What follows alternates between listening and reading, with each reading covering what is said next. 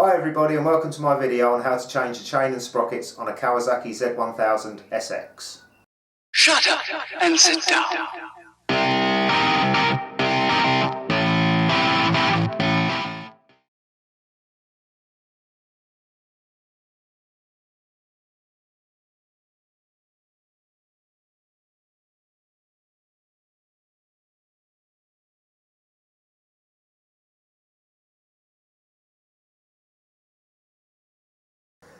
I'll just show you why my chain needs replacing. Although the bike's only done 4,000 miles, you can see in one position that's quite tight, and then if I just go around a little bit, we need to remove this clock surround. There's 4 Allen bolts, they're 4mm, so I'm just going to unscrew these.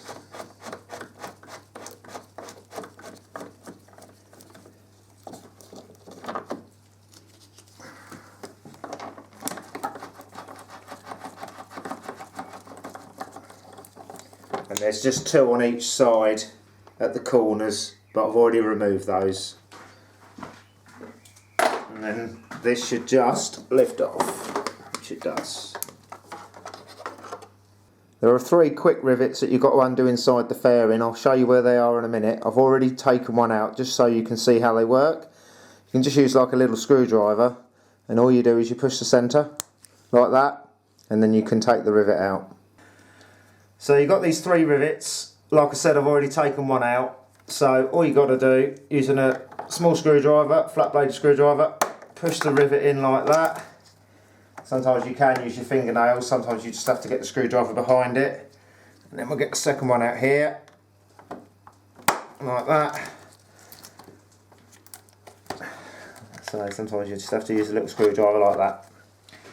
Next we've got 2 bigger rivets in the lower fairing here, so they're a bit different. They've got 2 sort of cutouts, so you just pull the centre out and take it out like that, and there's one at the bottom. It's a bit hard to film this, but that just comes out like that. Now we've got 3 Allen bolts. One's 5mm and 2 are 6mm hex. So we'll just whack these out.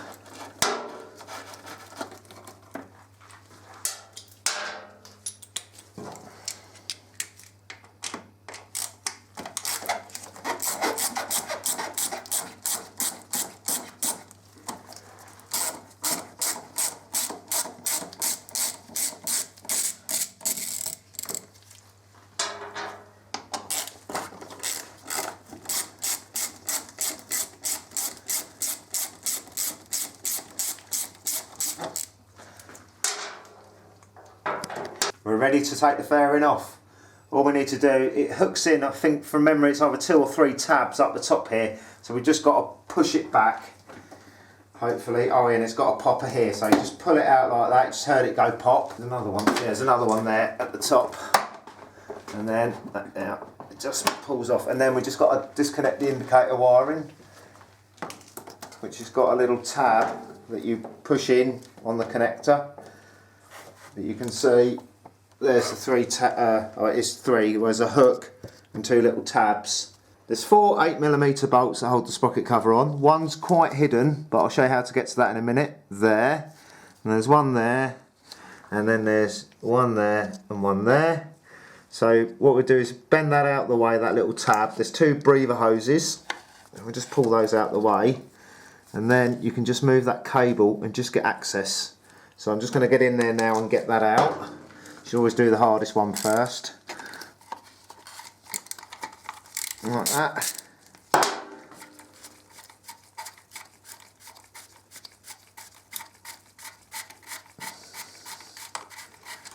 And then I'm just going to use a pair of pin nose pliers just to grab that, hopefully.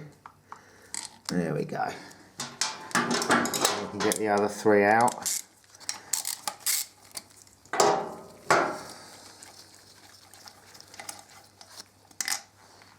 I think these are all the same length.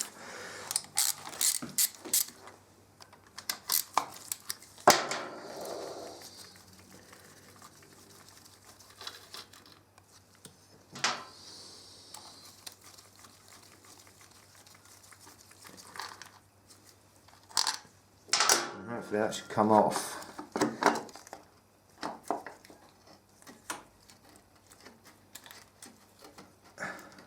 Next we need to take off the speed sensor, and to do that we need to take this plastic cover off. So there's 3 crosshead screws. I mean, you could leave it hanging there if you want. I just prefer to get it right out of the way, so you could ignore this, but I'd rather not have it hanging around. So if you just undo these screws. I've had this sprocket cover off before because I cleaned it out when I first got the bike, and these screws were quite tight, but because I've had them off once already, we'll get that out. Then that plastic cover comes off, and then you can see the bolt that holds the speed sensor on, which is also 8mm, like that. So if we just crack that off, and again this was tight the first time I took it off.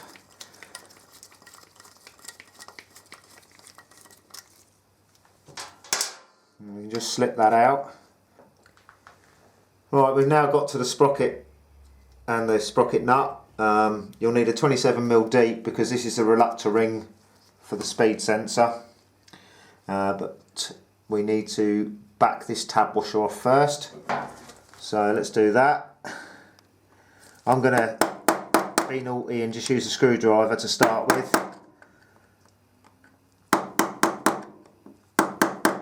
Just to open it up a little bit, and then I can use a little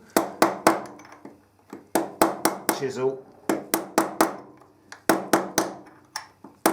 And you need to make sure you get this right flat, and then I can go on to a punch.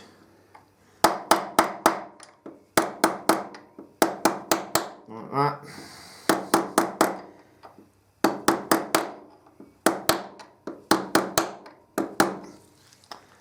So I've bent back the tab washer, 27mm deep socket. Apparently this can be really tight. I'm going to try with a standard 2-foot breaker bar first. I've got an assistant to push down the brake pedal, or should I say glamorous assistant. So let's see if it will move. On the brake? I am. No, that is quite tight. I've now got a 3-foot breaker bar. I should just add also that I have got the bike strapped down at the back. Are you on the brake, glamorous assistant? I certainly am, my darling. So this is now a 3-foot breaker bar. No. Let's put it in gear.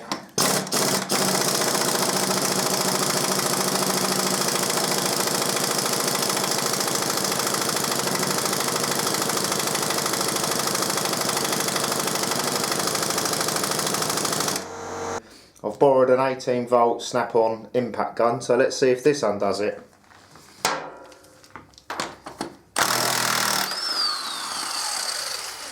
Right, having got the sprocket nut undone, which was really tight, I'm glad that's come undone finally. It's time to grind the chain. Health and safety, gloves, ear protection, goggles.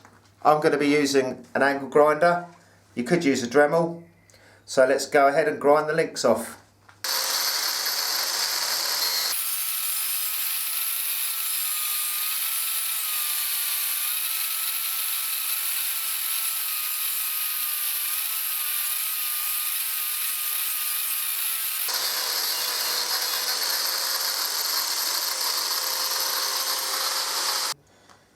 What we need to do is, there's a hole in this U-shaped body, which is where the pin's going to come out when we push it. So if you could, that's the back end of the chain link. That obviously is going to locate like that. So when we put it on, we just need to make sure that it's located. Right, so we're in position. 27mm ring spanner on the big part, 19mm for that. I'm going to use a ratchet, and we'll push the first pin out. They are a bit tight.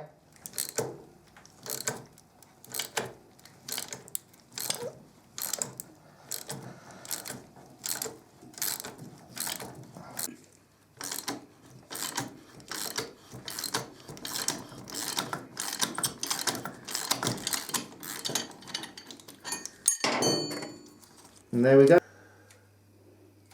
As you can see, I've made a slight cock up, I will confess. I ground 2 of the rivet pin heads off. You only need to grind the 1 off because, as you can see, the chain has come apart.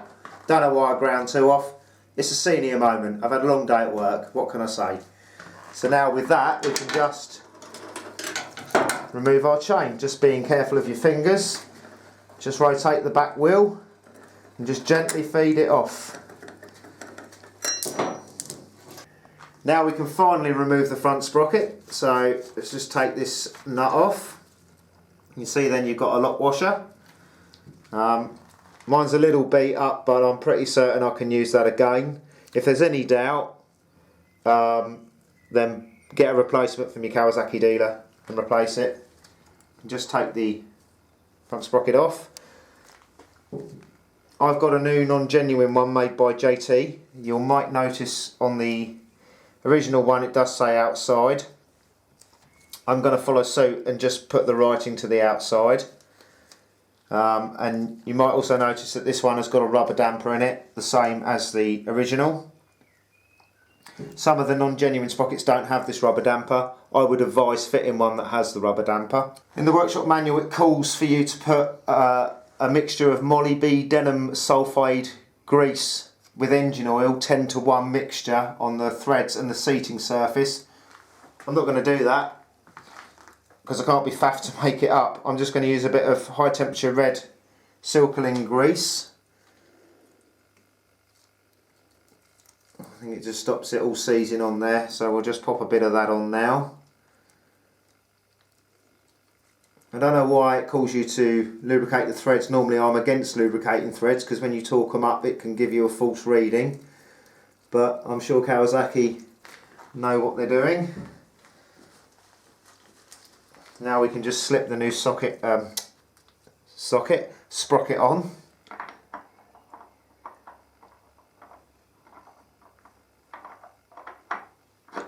And there we go. Pop our lock washer back on. Like so, and then just do the nut. And then I'll torque that up finally when we've got the chain and the back wheel and everything back together. Now we're ready to remove the back wheel. First job is to take the chain guard off. You don't really need to do this, but I just find it'll make it easier to get the back wheel out. So the first job is to get rid of this spring clip that anchors the chain guard and the mud guard together. So use a screwdriver and we'll pull that out. Now we can undo these 3 5mm Allen bolts. For the time it takes to remove it, you might as well just get it out of the way, and it'll give you an opportunity to clean any excess chain lube that will probably be flung up on there.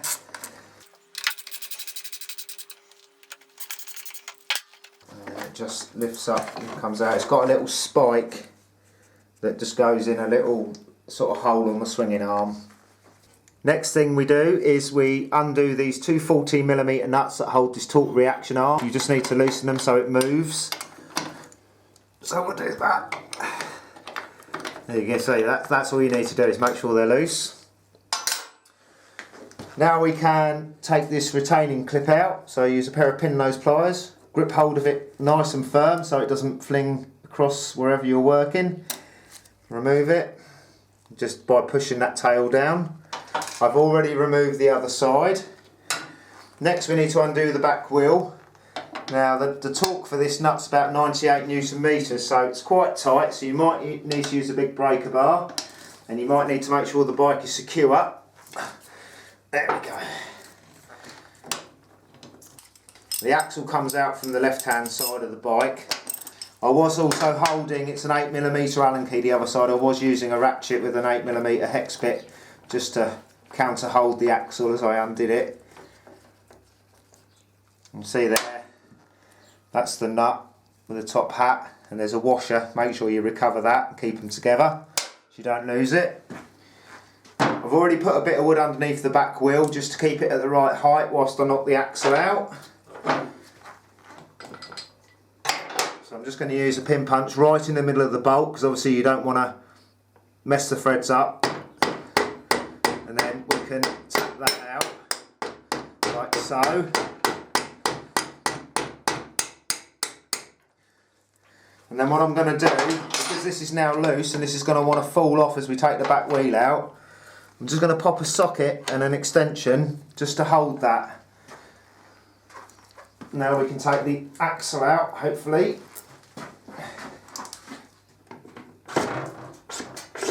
Just pull that out. That's the axle. And then if I'm careful, I can just slide my wood away. And then that's it. It's a good reminder. You've got spacers each side. They are a different size. It's best to recover those now so they don't fall off and damage anything. And where I removed the chain guard earlier means I can just roll the wheel out. Right, having removed the wheel, we're now ready to change the sprocket. It's advisable to use two nice bits of wood so that when you lay the wheel down you don't distort the brake disc. Like that. We've got to undo this ring of nuts, they're 14mm. Probably going to be quite tight, and you should be able to hold the wheel. Crack these off, like that.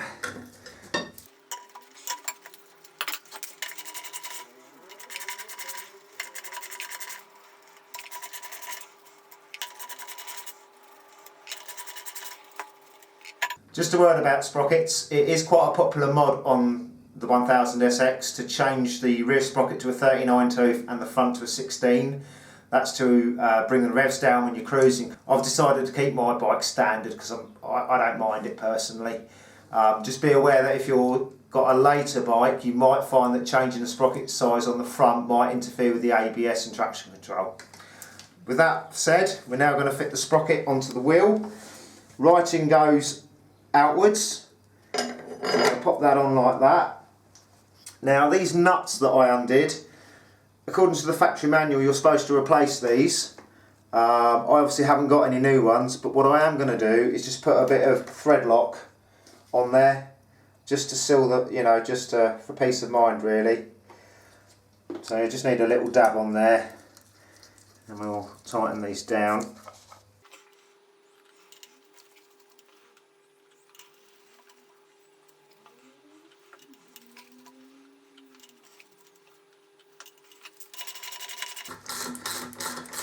Now we need to torque these up, and the torque is 59 Newton meters. Obviously you're going to need to make sure you can brace the wheel as you tighten it up.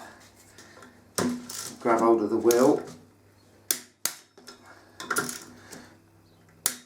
You can see it's moving as I'm tightening it up, so I'm just holding it against my legs, my thighs, sorry.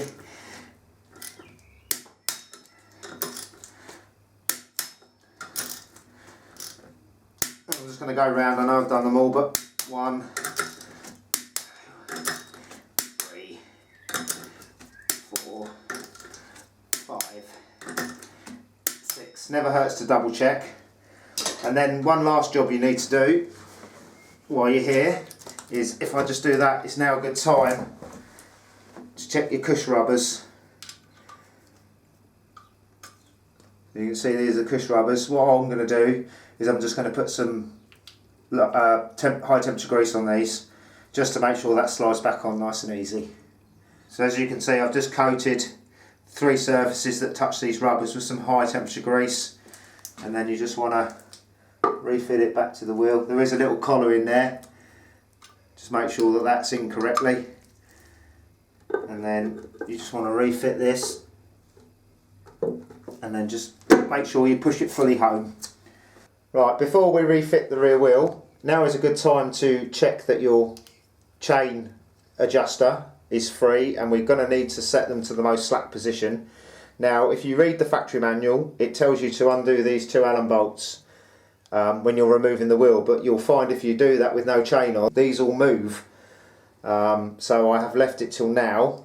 So I'm going to undo this, and then 8mm Allen key for that. 12mm Allen key for this. I know mine are free, so what I'm going to do is to slip that out, put some high temperature grease on that, just so I know that should always move when I need to adjust my chain. So I'll just pop a thin smear of grease on there, and then if you use a thin screwdriver and be very careful that you don't damage your swinging arm, you can just put a little bit of tension on there, only needs a smidge, and you'll be able to slip that back in easier. And then I'll just show you what I mean about the adjuster. If I put my screwdriver in just to show it, that would be you tightening the chain, and that would be you slackening the chain. So we're going to set that on notch number 1, and then I'm just going to nip this back up for now. I'm not going to finally torque it because obviously we're going to need to adjust the chain. Finally, before we refit the wheel and get ready to put the chain on, you need to inspect this chain guide for any abnormal wear. Mine seems to be in good condition, but obviously if that was in bad nick you'd need to replace that. But luckily mine is in good condition. I've given it a very good clean, and I've also cleaned out the inside of the swinging arm because it's the best opportunity you ever get to clean it. We're ready to refit the back wheel now. There's the 2 spacers, I did mention them earlier. You can see they're a different size. You can't really get them wrong because obviously you can see that one doesn't fit very well, whereas that one fits lovely. I've smeared some high temperature grease around the seals both sides, so that's ready to go in. I've got my bit of wood ready, so let's see if we can get this back wheeling. Just got to be careful as you wheel it in that you don't hit the swinging arm. Just have to be patient, and then obviously don't make sure you put your spacers in. That's one side, and then just give it a little bit of a jiggle. I'm hoping that that's going to be. Now we're ready to refit the axle. I've greased it up. It's always a good idea to grease it up, and you might just have to lift the wheel a little bit just to get it started, like that, and then there we go. Now we're ready to screw our nut on. Don't forget your washer. You might just have to give it a little bit of a helping hand by lifting the spindle, the wheel and the spindle up a little bit to help it start. And then we can do this up. Again, I'm holding the other side of the axle with a ratchet and an 8mm socket, 8mm hex socket should I say. And we can actually torque this up now because the way this bike's designed, it's quite a clever idea how these chain adjusters work. As I showed earlier, you can just turn this whole adjuster and it will move the whole wheel backwards and forwards. So it's 98 Newton meters for this nut.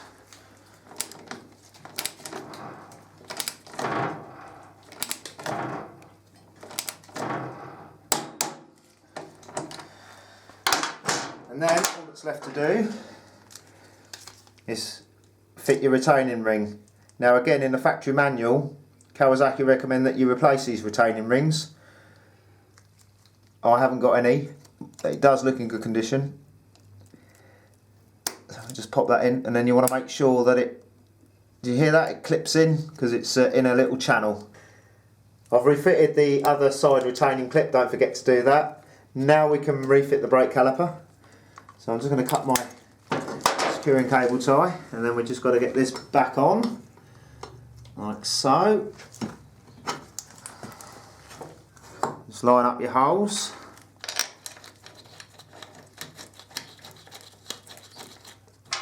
Just 2 bolts to put in.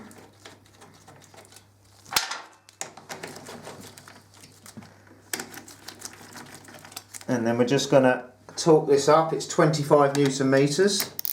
These bolts. There's 1. There's 2. Don't forget to pump your brake pedal because you would have had to, push the pads back a little bit to get that off.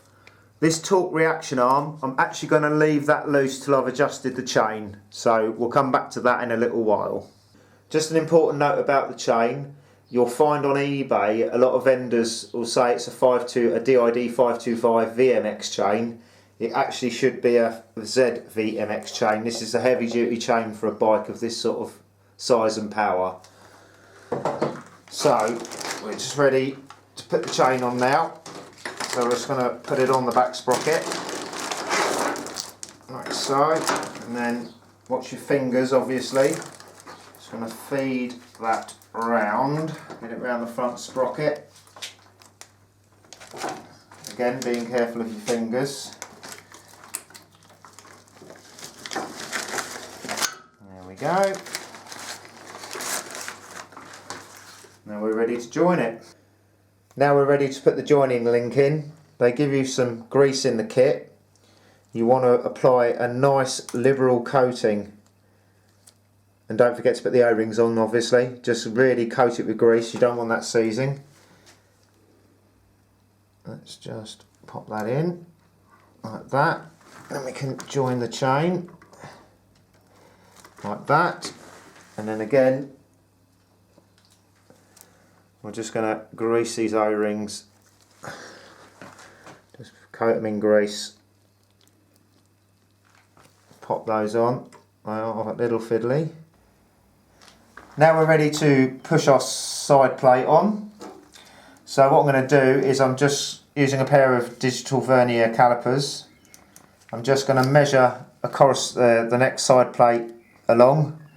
And we can see that that's, what, 204? So we're aiming for that. So we've got the tool on position A. We're going to be using this plate holder. That's the side that goes on the chain. So with that riveting and cutting pin, we're going to be using it with the fat end to push on that. So let's just get this assembled and get this pushed on.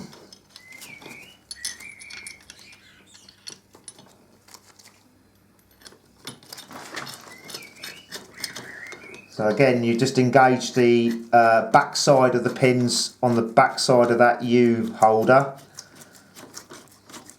And then it's a bit awkward to see when the tool's in place. So we're just going to have to go a bit and then see where we are. You can kind of just see the end of the link. So I'm going to stop there just to see where I am at. I don't think that's enough by looking at it. Yeah, 210, 205, 204. I'll go a little bit more. Again, making sure that's engaged on there.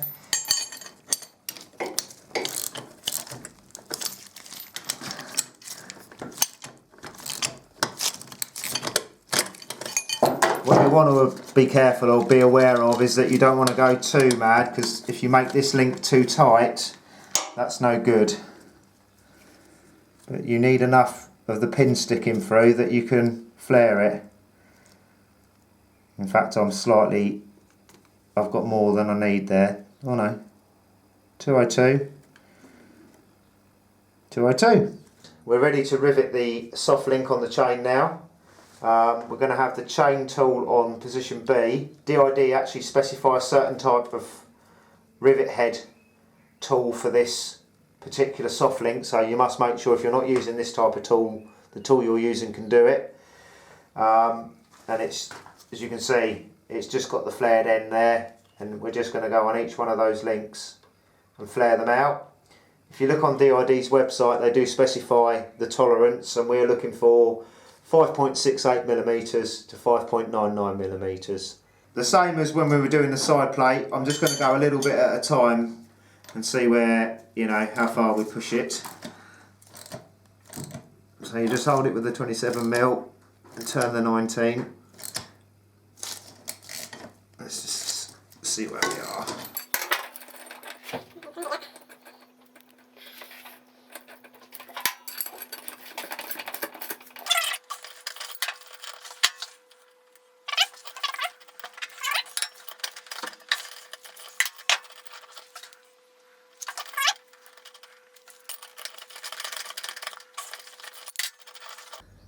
Got the rivets flared now, and we're just going to double check. Now 5.7, 5.7. Now we're ready to adjust the chain slack. You measure it at the midway point between the front and rear sprocket, which I've marked with tape, and we're looking for a 20 to 30mm. And as you can see, I mean this is like 55mm. So my adjustment bolts are loose, both sides, and I'll just show you how it works. As you can see, if I go towards the front of the bike, it's making it really slack. So we're just going to tighten that up, and it's better to have the chain slightly loose than slightly tight, to be honest with you. And some people can just do it by feel. I'm not that lucky, so I have to measure it. And you want to push it up and pull it down. So that's 30mm. So I'm going to leave that at that. So what you need to do is make sure that these marks are the same both sides. And you can see that I am just about in the middle of 1, 2, 3, 4, 5, 6. So I'm between the 6th and 7th mark on the flat part of that casting. Let's have a look at the other side. 1, 2, 3, 4, 5, 6. Yeah, I am the same the other side.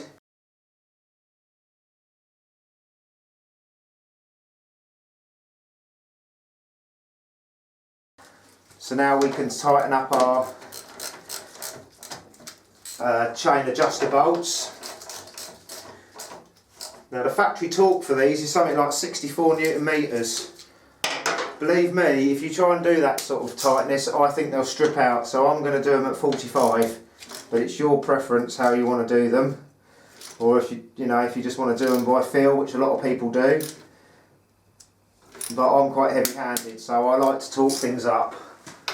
So make sure you do both sides.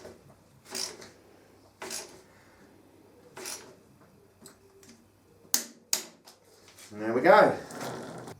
Of course, we mustn't forget to tighten up this link arm. So you can just get a socket on there. It's 34 Newton meters. Now we're finally ready to tighten the front sprocket nut. You thought I'd forgotten about this little chap, didn't you? I've got my glamorous assistant on the foot brake. The bike is in gear as well. 125 Newton meters. So let's see how it goes. You on the brake? I am. So now we're ready to bend over our tab washer. I've already bent it out slightly just so I don't faff about on camera too much. And just using a nice chisel.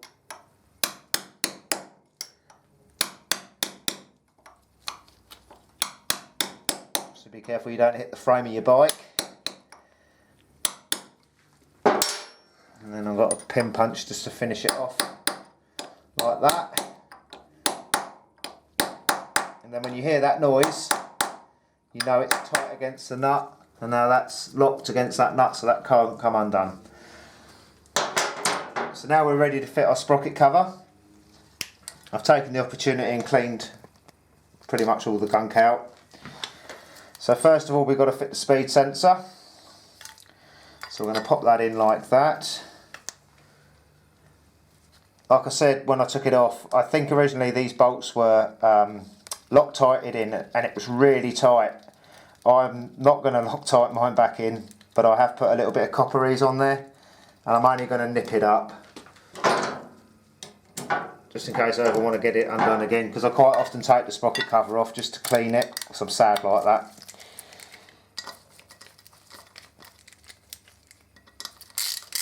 So we just don't need to go mad, it's only a very small bolt. Now we need to put our plastic cover on. So you'll see that there's two location sort of holes which go on these corresponding posts. So we're just going to pop that on and get it right. Pretty much like that, and you'll know when you've got it right as well because the three screw holes will line up. So we're just going to get those in.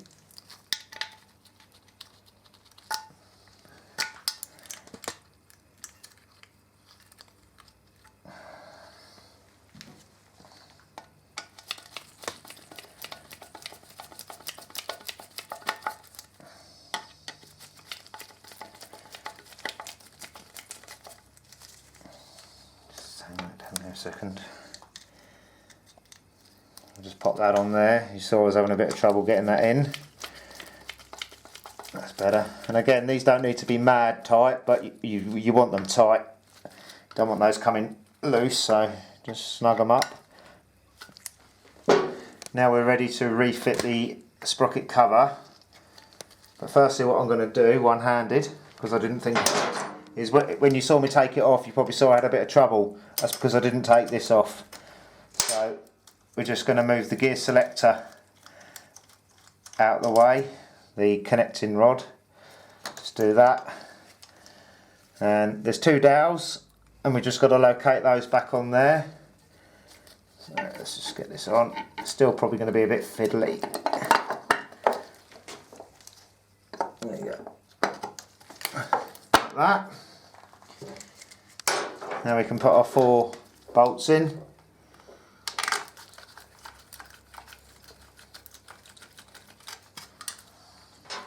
These are all the same length, these bolts.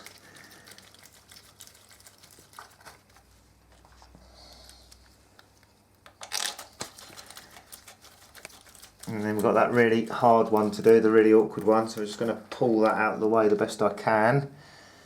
And then pop that in the socket, gently go through the hole, and we're in. And again, these don't need to be mad tight, because you will strip them quite easy.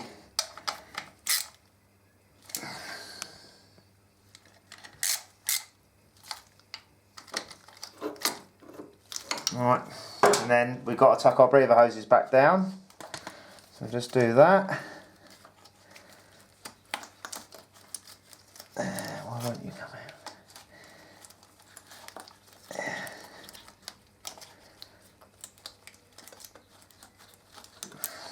There we go.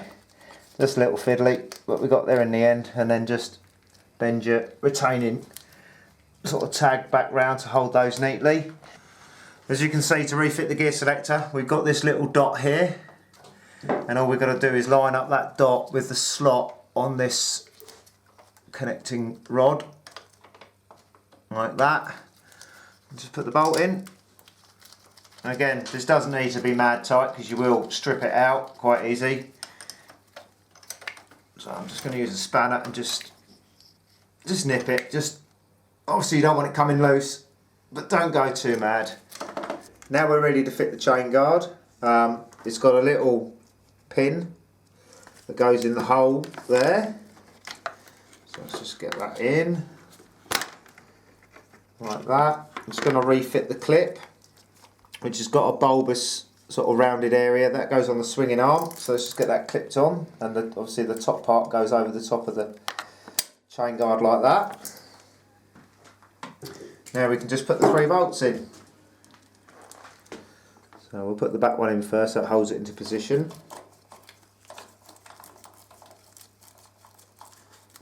And then we need to just, I'd folded the mud guard up out of the way for access.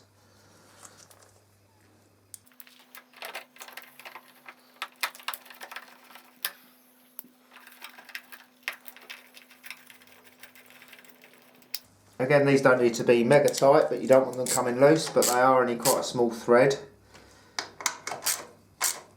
So just nip them up.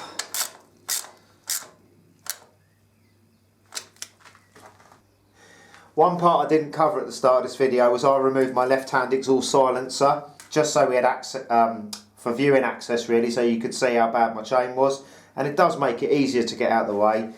Just a 10mm bolt on the clamp, and a 6mm Allen key and a 14mm nut for the bracket. So we're just going to refit that. So I've just put a little bit of lube on that gasket and just slide that in. And then all we've got to do is locate the bolt through the exhaust hanger, pop the nut on.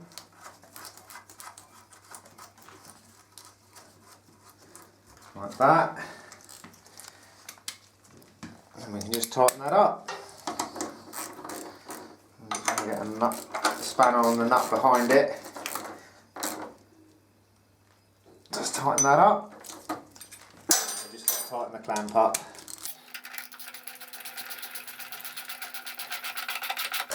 Again, You don't need to go too mad with this, but it wants to be tight so it doesn't leak. But don't go too mad. The end is near. All we now need to do is fit our side fairing and our clock surround panel, and we're done.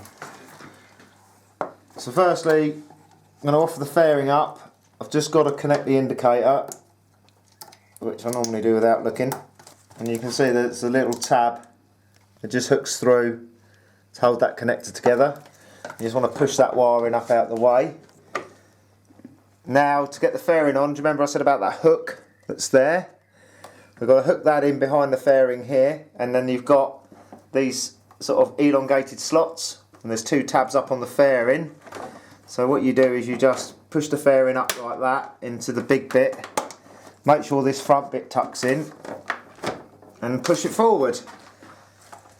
Tuck your indicator wire in, it sort of just sits up inside the fairing, and then you've got two like sort of poppers that go on like that. Now we can put the bolts in. I'll put this one in here, like that.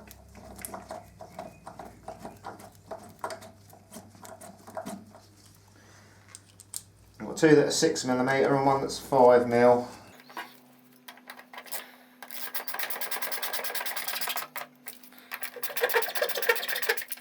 Again, you don't need to go too mad with those, just nip them up. A bit tighter than nipped, but you know what I mean. Don't try and hang off them like your life depended on it, because you will strip them out.